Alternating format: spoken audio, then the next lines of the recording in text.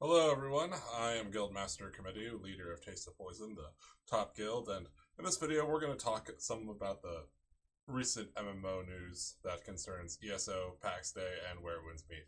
Now, Where Winds Meet on January 14th did release some bug fix and optimization. I am not going to film myself saying all this, but here's a look.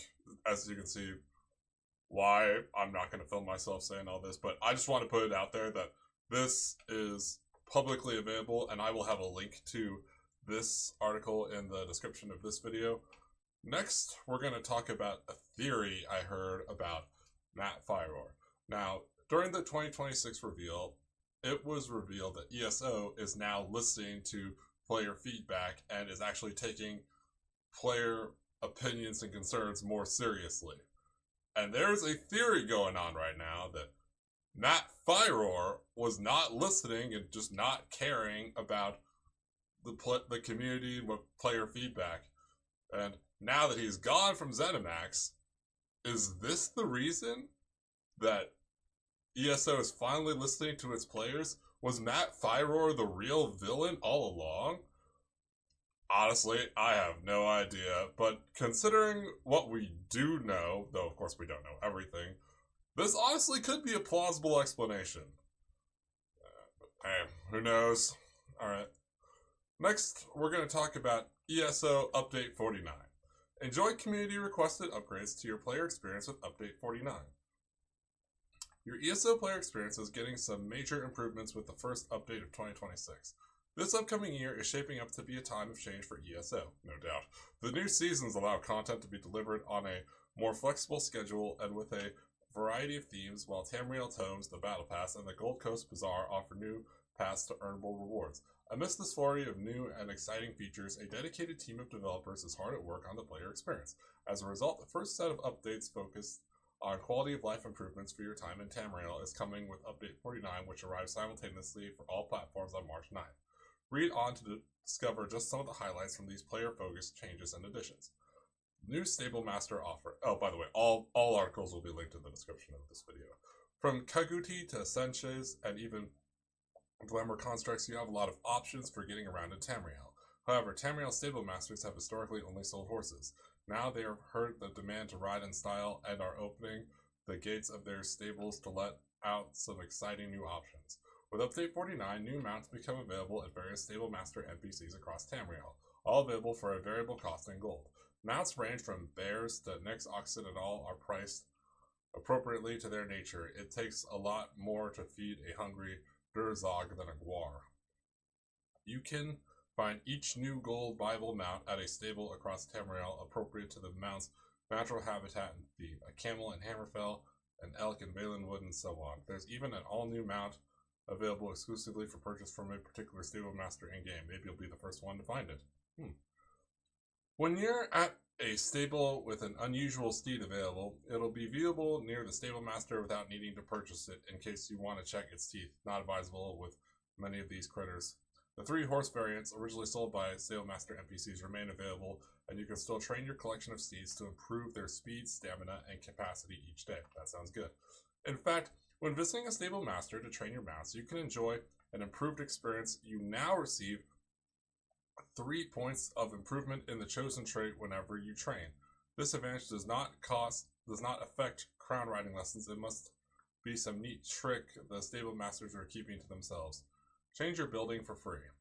Player freedom in character builds is a core feature of ESO's philosophy, and with Update 49, we're making it possible to change your character's attribute and skill point allocations for free, and at any location as long as you're not in combat or locked into a PvP template. With this change, it'll be easier to experiment with builds and find the one that is just right for you, or to swap between whatever playstyle strikes your fancy. This change does merit some extra attention for those of you who've been hoarding respecification scrolls. These are no longer necessary after Update 49 goes live, and they leave the Crown Store today, January 12th.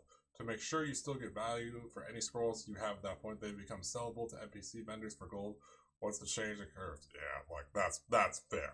Fair compensation. Oh, come on, we all know it's not. Although you should take the opportunity to use any remaining scrolls for their primary purpose as you need. Adding to the changes in build freedom, we are improving the sourcing of bites to unlock the vampire and werewolf skill lines, as well as the cures that remove those conditions. In-game availability for these curses through infection by an NPC become available at multiple new shrines throughout many base game zones. If you want to find a bite for the first time, free quest starters in the Crown Store direct you on your way to embrace these conditions. If you've already completed the initial quest for a particular curse, you can return to any of the new shrines now marked on the map after discovery to turn to that state without having to repeat the quest again. Similarly, you can cure yourself for free in the Crown Store for increased convenience, allowing you to shed your affliction at any time. Account-wide outfit slot unlock. Increased freedom isn't just for powerful builds. It also matters for making sure your outfit is up to date, so you can slay while you slay. That's why with Update 49, outfit slots are unlocked for an account-wide basis, giving the purchase of slots greatly increased value. All future outfit slot purchase after Update 49 immediately apply to all characters on your account, while existing purchases are combined up to a limit of 9 additional and 10 total slots on each character. If you've upgraded 3 of your characters with 2 unlocked outfit slots each, you will have 7 outfit slot unlocked on each character, counting the free slot you start with. This change also benefits all other characters on your account, including any new characters you make afterward. Each of these slots save outfits separately by character, meaning 10 characters could have a wardrobe of up to 100 outfits between them. This isn't the only way fashion is getting more flexible in this update. Mimic stones and outfit tokens are entering the Gold Coast Bazaar, allowing you to buy these handy tools with the in-game resources. On top of that, a long-requested change is coming to allow you to hide any piece of gear you want, similar to how Hide Shoulders has worked in the past. Show off body markings freely, or just escape the tyranny of pants. It's up to you. You don't have to worry about pants when you're a floating head. Okay. Furnishing limits increase. Are you always on the lookout for the perfect place for a painting or a great spot for a couch?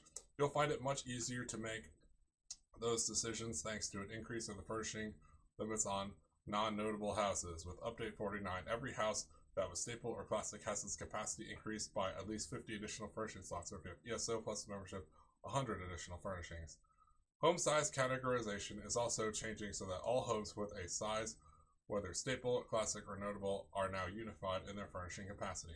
Some homes that were staple or classic have been bumped up into a larger size category, which can give homes an additional 150 slots.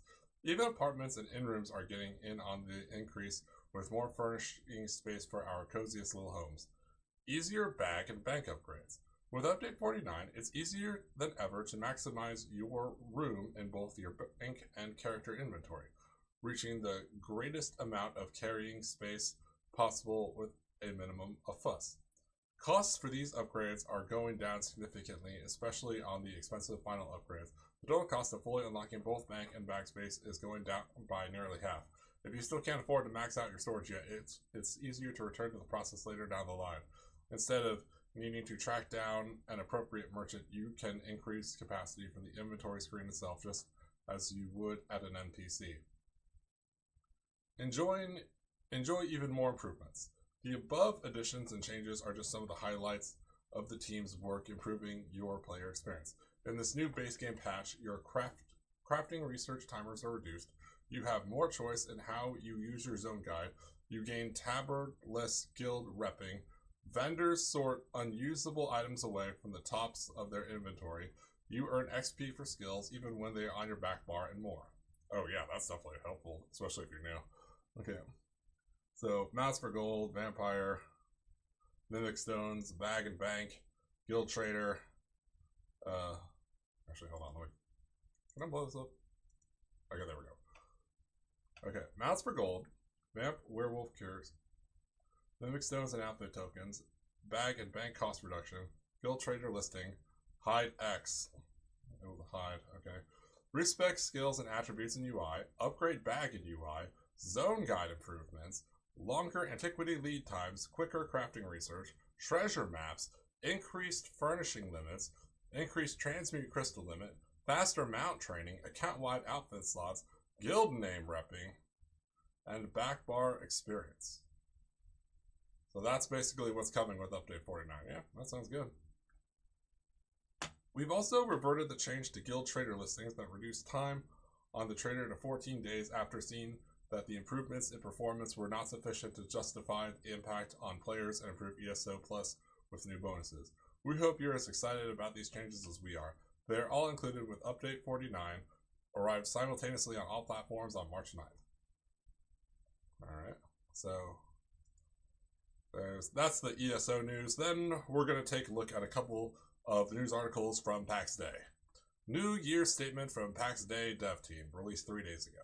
Hello, Paxians. We hope you had a nice start to the year, exploring the world of Gallia and having fun in Lyonese while crafting lovely little Yule golds.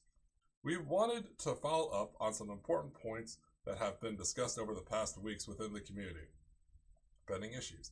The issue affecting the spawn of the mortal trees in the NA region took some time to be fully identified, and as a fix was deployed yesterday on the live shards, the situation should now be back to normal. For those of you playing PAX today, what do y'all think? Is this normal? Our team continues to work on resolving the issues with NPC spawns that are not working as intended, as well as an issue with players getting stuck in the shrines when teleporting to them, and doors in the PvP area that can be opened by non-clan members. We expect to have fixes in the coming days. In addition, we are still investigating the issues reported regarding the in-game chat and should be able to provide an update pretty soon. Valley-wide markets. As mentioned in the retrospective, one of our plans is to have valley-wide markets in the near future. We understand this feature is controversial and have read the feedback thoroughly. This is why we decided to postpone the deployment of this feature and prioritize other elements. We will revisit it and explore how we can adjust it to better appeal to a wider audience. Nonetheless, we want to explain the reasoning behind the feature so you understand it's not coming out of nowhere and has a real benefit. We realize that the current market system doesn't work for new players. Participation relies on hidden knowledge and prime stall locations near Petra Day, making it hard to know what to trade, how to sell effectively, or even whether using the market is worth it. As a result, many new players never meaningfully engage with the economy at all. The change we wanted to make by turning the markets valley-wide isn't about slower progress but non-participation. Lowering friction is about converting non-participants into participants, which is essential for a healthy MMO population. Market health depends on liquidity, how easy it is to buy and sell. While geography and distance should matter for production and regional advantage, they shouldn't prevent transactions themselves. Requiring travel to individual stalls causes many sales to never happen, eliminates impulse purchases, and makes low-value goods not worth listing or buying, which especially hurts new players.